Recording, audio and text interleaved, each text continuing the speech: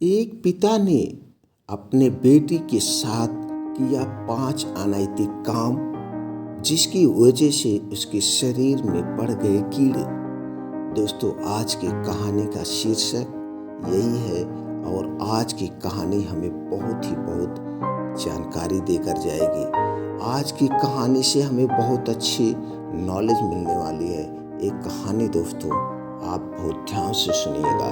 जो भी किसी भी उम्र के लोग इस कहानी को सुन रहे हैं, ध्यान से सुने और हमें इस कहानी से जो ज्ञान प्राप्त होगा वो ज्ञान हमारे जीवन में बहुत उपयोगी होगा। दोस्तों, अगर इस ज्ञान को आपने सुन लिया, ज्ञान को प्राप्त कर लिया, हो सकता है आप उस समय उस परिस्थिति से आए आपके जीवन में और आप उस परिस्थिति से कैसे निपटे कि आपको अपने जीवन में दुखों का सामना ना करना पड़े। राधे राधे, जय श्री कृष्ण। दोस्तों, आज जो भी हम कहानी लाते हैं उस कहानी का एक उद्देश्य होता है, उस कहानी का एक खास मकसद होता है आप लोगों तक पहुंचाने का, कि आप जब उस स्थिति में पहुंचे या आपके समय वो परिस्थिति आए और उस परिस्थिति में आपको कैसे, उस सिचुएशन में आपको कैसे उन बातों को हैंडल करना है, उस सिचुएशन से कैसे निकलना है। तो यही इसीलिए लोग पहले बुजुर्गों के पास बैठते थे। बुजुर्गों के जीवन में जो 40-50 साल का अनुभव था, उस अनुभव को लेते थे और जो एक शिक्षित आदमी होता था, जो एक बुद्धिमान आदमी होता है, वो हमेशा दूसरों की शिक्षा पर, दूसरों को ज्ञान को लेकर के अपने जीवन में उतारता है। इसलिए वो कभी परेशानियों का सामना नहीं करना पड़ता है। तो मेरे कहानी का उद्देश्य दोस्तों, आप ध्यान से सुनिएगा और आज आपको बहुत बढ़िया ज्ञान प्राप्त होने वाला है। तो कहानी में शुरू करने के पहले, जानकारी आप तक पहुंचने से पहले, अगर दोस्तों आप नए हैं तो निवेदन है आप चैनल को सब्सक्राइब करके बेल आइकॉन का बटन ऑन कर दीजिए। और कहानी सुनने के बाद अगर एक कहानी आपको दिल को छू गई हो तो दोस्तों एक लाइक जरूर कर देना। इससे हमें बहुत उत्साह होता है। और इस कहानी से किस पॉइंट पे आपको क्या जानकारी मिली वो कमेंट बॉक्स में जरूर बताना, जिससे हम ऐसे और अच्छे ज्ञान को आप लोगों तक पहुंचाते हैं। एक समय की बात है, एक किसान परिवार था। किसान परिवार 4 भाइयों का परिवार था। उसके माता पिता नहीं थे। धीरे धीरे वह परिवार बड़ा होता है। 4 भाइयों की शादी होती है। 4 भाइयों की शादी होती है। 4 भाइयों की पत्नियां आती हैं।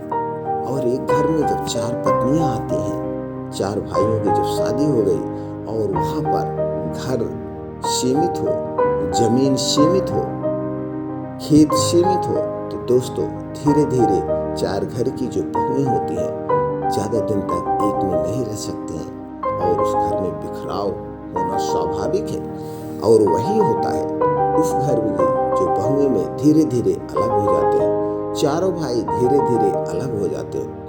4 भाई जब अलग हो जाते हैं, सब अपना खाते हैं, कमाते हैं।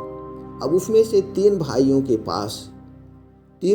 पास किसी के पास 2 बेटे थे, किसी के पास 1 बेटा था, किसी के पास 1 बेटा 1 बेटी थी। इसी तरह से 3 भाई थे।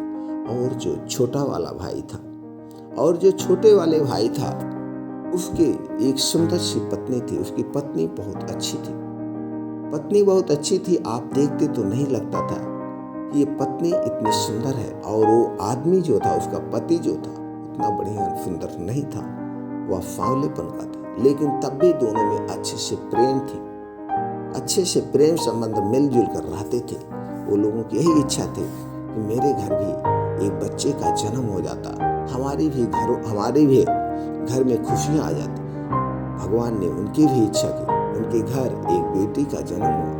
अब उस एक बेटी का जब उस घर में जन्म होता है तो लोग बहुत खुश होते हैं। चलो, कम से कम हमें एक कहने से फुर्सत हो गए कि मेरे कोई औलाद नहीं है। उस लड़की की अच्छी से देखभाल करते हैं। ये लोग दिन भर काम करते हैं, अच्छे से उसकी देखभाल करते हैं। बेटी है, बेटी लक्ष्मी का रूप होती है, यही मानकर उसकी खूब सेवा पाते हैं। धीरे धीरे समय बीतता गया, घर के खर्चे बढ़ते गए। घर पे जमीन कम थी, खेती अब यहाँ पे इस गुजारा नहीं हो पाता था। फिर वह दोनों फैसला लेते हैं और अपनी पत्नी से कहता है, प्रिय पत्नी, अब मैं जा रहा हूँ शहर कमाने। मैं शहर कमा के आऊँगा और तुम घर की देखभाल करना, बच्चों की देखभाल करना। धीरे धीरे समय बीता। उसके घर एक और बेटी का जन्म। अब इसके घर 2 बेटी हो गए, खर्चे और बढ़ गए। अब इसको चिंता ये सताने लगी, अब तक तो एक बेटी थी, अब मेरे घर 2 बेटी का जन्म हो गया। उसी दिन में अब बेटी के प्रति इसकी कुछ नफरत उत्पन्न होने लगी कि अब हम दोनों बेटियों की शादी कैसे करें। आज का समाज बहुत बुरा समाज है। आज का समाज है दूसरे की लड़कियों के ऊपर बुरी निगाह डालना। ये नहीं सोचता है उनके घर में भी बहन बेटियां हैं।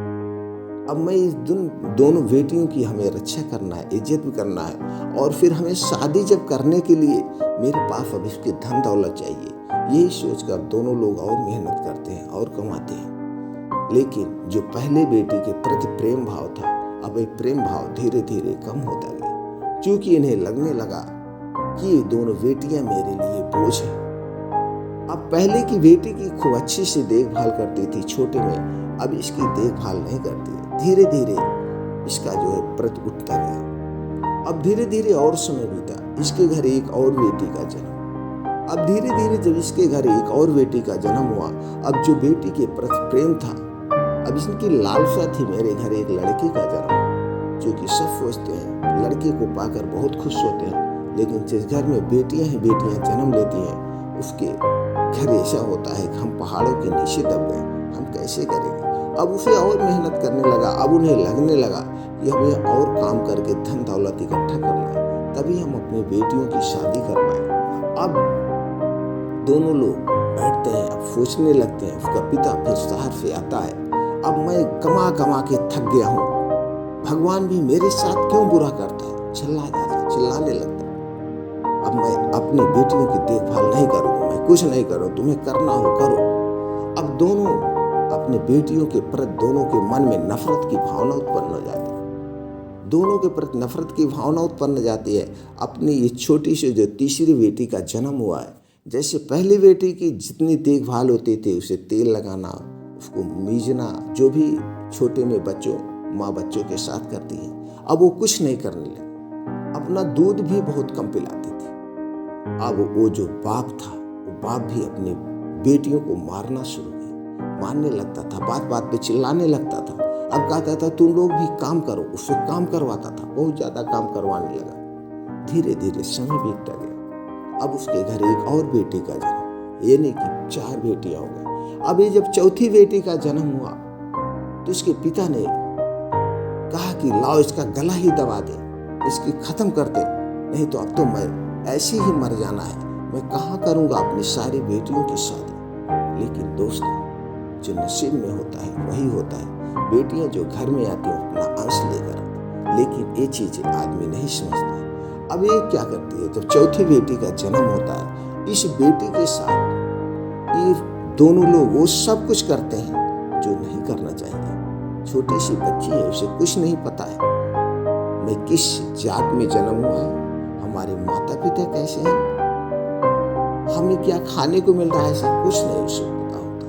क्योंकि अनजान होते हैं, वो भगवान का रूप होते हैं। लेकिन इन दोनों ने उसके साथ कभी भी उसकी कोई सेवा नहीं की। जैसे जन्म के समय जो मीजा जाता है, जो तेल लगाया जाता है, कुछ नहीं करता, ऐसे पड़ी रहती थी। पास पड़ोस के लोग देख देख कर जाते थे, उन्हें शील आ जाती थी।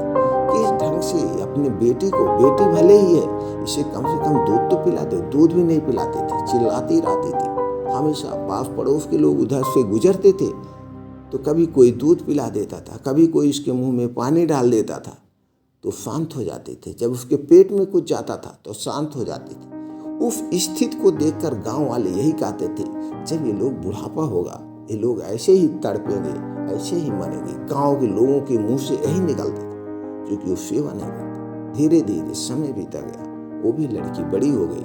अब उसके घर जो छोटी छोटी लड़कियां थी थोड़ा बड़ी हो गई हैं। फिर उसके घर एक बेटे का जन्म होता है। अब जब उसके घर एक बेटे का जन्म होता है, यानी कि 5 लड़के उसके हो गए। जब उसके घर एक बेटे का जन्म होता है, बेटे की खुशी में ये दोनों के फूले नहीं समा रहे थे, खूब खुश थे, बहुत खुश थे।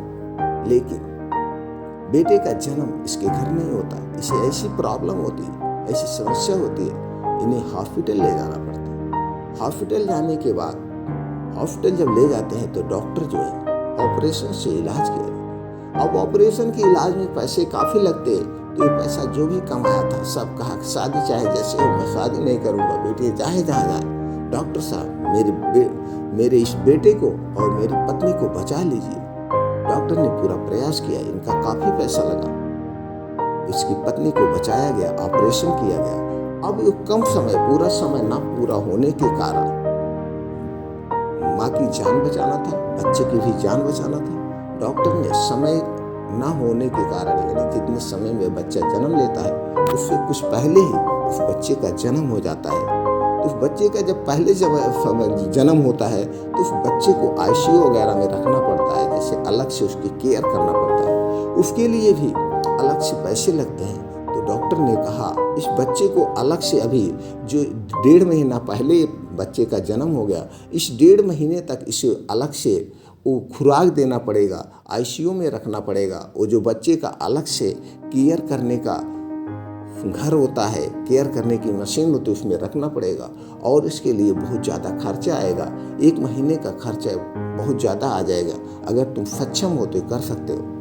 तो इसका पिता कहता है मेरे बेटे को आप बचा लीजिए, मैं सब कुछ दूंगा। ये अपना जो घर बार बचा था सब कुछ बेच करके उसने अपने बेटे के लिए सारा पैसा लगा दिया, अपने बेटे को सारा पैसा बचाने में लगा दिया। 1 महीने तक डॉक्टर प्रयास करते रहे लेकिन डॉक्टर ने बचा नहीं पाए। 1 महीने बाद उस बेटे का वो बेटा खत्म हो जाता। अब इनके ऊपर कुछ नहीं बचा था, यानी कि जो भी इनके पास खेत था वो सब खेत वो बेच के उस बेटे को बचाने में लगा दिया। जो कुछ इन्होंने कमाई किया था वो सारा कमाई का जो पैसा था सब बेटे को बचाने में लगा दिया।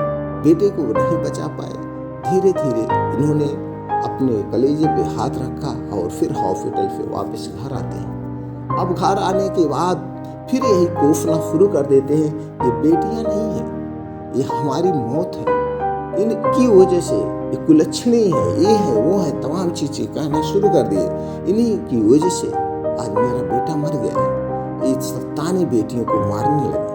घर की बेटियां घर की लक्ष्मी होती है, लेकिन उसे नहीं पता था, वह तो प्रेम में पागल था अपने बेटे के, इसलिए बेटियों का वहाँ सम्मान नहीं होने लगा। अब धीरे धीरे उसकी बेटियां बड़ी होने लगी। लेकिन दोस्तों, कुदरत को कुछ और मंजूर होता है। कुदरत ने, भगवान ने इन बेटियों को जो बनाया था, इन बेटियों को जो चेहरा था, एकदम साक्षात चारों बेटियां परी के समान थी, एकदम सुंदर, अति सुंदर।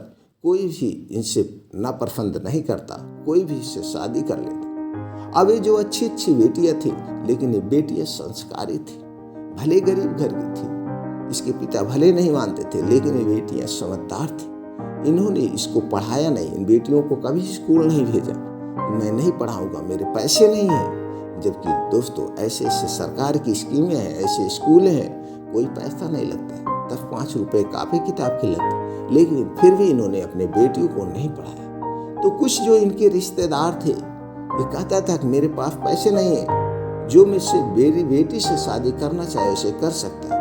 तो किसी तरह से गांव समाज की लाज लज्जा की वजह से कल का हमारा समाज हमें क्या कहेगा, इसी चक्कर में अपनी बेटियों को इधर उधर गरीबों के घर शादियां कर देता है, सारी बेटियों को अपनी शादी कर देता है। समय बीतता गया, अभी दोनों बुढ़े हो चुके थे। अभी दोनों बुढ़े हो गए थे। बुढ़े होने के बाद इनको तमाम बीमारियां लग गई। ये लोग तड़प रहे हैं जिस तरफ से उस समय तड़प रहे थे। तो बेटियां हैं, उनका दिल नहीं मानता। बेटियां भाग भाग के आती। एक बेटी अपने घर से आती, कुछ दिन तक अपने माता पिता की सेवा करती, फिर दूसरी बेटी आती, अपने माता पिता की सेवा करते थे। लेकिन ये जब बीमार होने लगे तो बेटियां को घर जो शादी की गई थी, भले गरीब घर में की गई थी, लेकिन जिस घर में इन चारों बेटियों की शादी की थी, उसी दिन से उस घर में खुशियां आ गई थी। उसके पतियों की जो बेटियां थी, उनके पतियों की अच्छी अच्छी सी नौकरी लग गई थी। उस घर में इतनी धन दौलत आ गई थी। अब वो बेटियां इतनी धन दौलत की अमीर घर की हो गई कि अपने पिता को ला करके धन दौलत सब कुछ देने लगी, अच्छे से इलाज कराने लगी। लेकिन कोई दवा काम नहीं कर रहे थे। वो बेटियां खूब जितनी सेवा करना चाहिए अपने माता पिता की, वो सारी भूल गई थी कि हमारे माता पिता ने मेरे साथ क्या किया। वो सिर्फ इनको यही याद था कि मेरे माता पिता हैं, इनकी सेवा करना हमारा कर्तव्य है। वो खूब दवा कराई लेकिन कोई काम नहीं कर रहा था। तो गांव का किसी ने, एक बुजुर्ग ने बताया, तुम अब कुछ पूजा पाठ करो, उस मंदिर में जाओ, वहाँ पे बहुत बड़े पुजारी हैं, बहुत ज्ञानी पुजारी हैं, वो तुम्हें कुछ ऐसा पूजा पाठ बता देंगे। अगर तुम वो पूजा पाठ करोगे, तुम्हारे घर में फिर से खुशियाँ आनी शुरू हो जाए, तुम्हारे सारे कष्ट दूर हो जाए। ये दोनों लोग को लेकर वो बेटियां उस मंदिर में जाती हैं। मंदिर में जाने के बाद पुजारी को प्रणाम करते हैं। पुजारी को सारी दास्तान बताते हैं, मैं बहुत परेशान हूँ, मैं कोई दवाई करवा रहा हूँ, मेरे शरीर में तरह तरह के दाने पड़ गए हैं, और देखिए शरीर में तरह तरह के सफेद कुष्ठ हो गया है, कहीं कीड़े पड़ गए हैं। उसके पति के सब दोनों पति पत्नी इसी तरह से एकदम ग्रसित। पुजारी देखता है, पुजारी बहुत ज्ञानी था, उसने कहा ये सब तुम्हारे पापों का कर्म है, इसमें कोई दवा नहीं काम करेगी। तुम कहीं भी चले जाओ, किसी भी देश में चले जाओ, इस दवा का, इस मर्ज का कोई इलाज नहीं है, क्योंकि ये जो पापों का कर्म है, ये तुम्हारे पापों का कर्म है।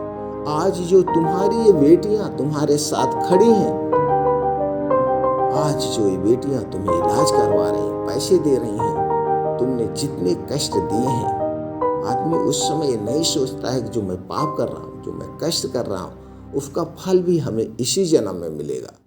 यही तुम्हारे कर्म का फल है, इसमें कोई दवा नहीं काम करती। आदमी सोचता है मेरे पास बहुत सारे धन दौलत है, मैं धन दौलत के बल पे ठीक हो जाऊंगा, वहाँ पे दवाएं काम नहीं करता है। और आदमी ये सोचता है कि शायद दवाएं अच्छे से नहीं हो पाए, दवाएं अच्छे से होती हैं, कोई एक गोली खा करके ठीक हो जाता है, कोई हजारों गोली खा के नहीं ठीक होता। ये सब कर्मों का फल है। तुम जाओ अपने कर्म, बस अब यही है, जो तुमने कर्म किया है उसका फल तुम्हें भोगना पड़ेगा। बस जाओ, बैठो और राम राम करो, हो सकता है तुम्हें भगवान में ध्यान से कुछ मुक्ति मिल जाए, लेकिन तुम्हें जो कर्म किया उसका फल मिले। तो दोस्तों वापिस आते और फिर वो भगवान के में लीन हो जाता है। हो सकता है कुछ हमें मुक्ति मिल जाए, इसी मन के साथ उसमें लीन हो जाता है। और आदमी यहाँ दोस्तों, इसमें हमें क्या सीख मिली, उन्होंने क्या किया, वैसे जिस बेटियों को उन्हें छोटे समय में प्रताड़ित किया, आज वही बेटियां उसके सेवा कर रही, उसके सुख दुख में आ रही हैं। उनका नसीब, किसी का नसीब कोई लेके नहीं आता है।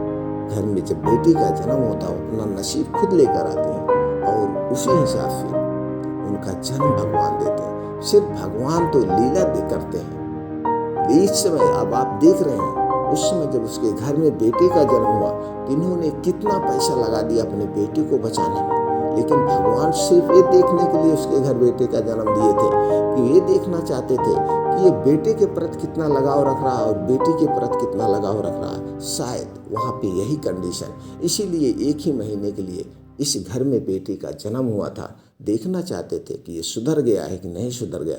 ऐसे हर एक आदमी के जीवन में ऐसी परिस्थितियाँ आती हैं, ऐसे सिचुएशन आते हैं। तो दोस्तों हमें उस सिचुएशन, उस परिस्थिति में संभलना चाहिए, ये मानना चाहिए कि जो हमारे घर आ रहा है उसी में हमें संतुष्ट होना चाहिए। बेटी अगर मेरे घर आ रही है तो बेटी आने दो, लड़का आएगा क्या भरोसा कब तक उसकी जिंदगी। अगर हमें बेटे को ही देख करके खुश हैं कि उसका जिंदगी कभी एक्सीडेंट में या क्या हो जाएगा तो हम क्या करेंगे, तो भी तो मेरी धन दौलत कोई और ले जाएगा। हमें सोचते हैं मेरे घर बेटे का जन्म होगा, वो मेरा वारिस बनेगा, मेरे धन दौलत की देखभाल करेगा। अरे जैसे बेटा देखभाल करेगा वैसे बेटी देखभाल करेगी। तो बेटा और बेटी में कभी भी फर्क ना करें, कभी भी बेटियों को सताएं नहीं। तो जो उसने अनैतिक कार्य किया अपने बेटियों के साथ, जैसे जन्म में उनको खाने पीने में तकलीफें दी, उनकी शादी अच्छे से नहीं की, और जब उनका जन्म हुआ उन्हें पता ही नहीं था कि हम कैसे घर में हैं, उस समय भी उन्हें प्रताड़ित किया गया।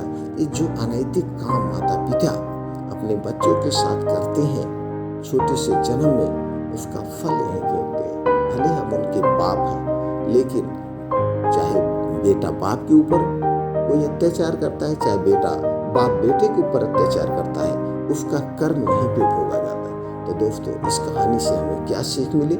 किस सिचुएशन पे किस समय हमें संभलना चाहिए था। अगर उस समय हम संभले होते तो उस कर्म का फल हमें यही मिलता, उस पाप के भागीदार हम नहीं बनते। तो दोस्तों, इस कहानी का यही उद्देश्य है कि उस परिस्थिति को हम समझें और उस परिस्थिति को समझने के बाद वहाँ पे हम अपने उस सिचुएशन से निपटते हुए वो गलत काम ना करें जिससे हमें पछताना पड़े। और उस समय हमें पछताना पड़े कि जब पछताने से कुछ नहीं होता है। वही है कहावत जो कहा गया है, चिड़िया चुग गई खेत, अब पछताए होत क्या, चिड़िया चुग गई खेत। तो दोस्तों, पहले ही समझ जाए और हम ऐसे कोई कुकर्म या नैतिक काम ना करें कि हमें उसका फल यहीं पे मिले और हमें कष्टों का सामना करना पड़े। तो दोस्तों, कहानी से आपको क्या शिक्षा मिली ये हमें कमेंट बॉक्स में ज़रूर बताएं। अगर ये कहानी आपको दिल को छू गई हो और ये लगता है कहानी हर एक आदमी तक पहुंचना चाहिए, उन्हें भी शिक्षा मिले, तो कहानी ज़्यादा से ज़्यादा लोगों तक फैलाएं। लड़की और लड़के में कोई भेदभाव ना करें, चाहे वो लड़की हो चाहे वो लड़का हो। मेरे घर जन्म हुआ है तो मेरा फर्ज है हमें उसके सारे सुख दुख में दें, और उस बेटे और बेटी का भी फर्ज है, अगर उस उम्र के लोग इस वीडियो को सुन रहे हैं तो उनका भी ये फर्ज है कि वो माता पिता की सेवा करें, और हमेशा सेवा करें तो उसका फल उन्हें जरूर मिलेगा। फिर मिलते हैं ऐसी और एक ज्ञानवर्धक कहानी के साथ अगले वीडियो में।